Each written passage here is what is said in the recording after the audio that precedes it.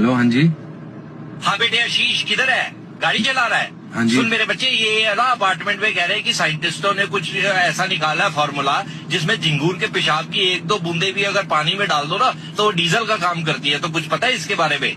नहीं, मुझे ऐसा कुछ नहीं पता है। कौन सी फालतू बकवास कर रहे हैं लोग। अच्छा, ये लोग तो कह रहे हैं आपके बेटे आशीष को शायद मालूम है।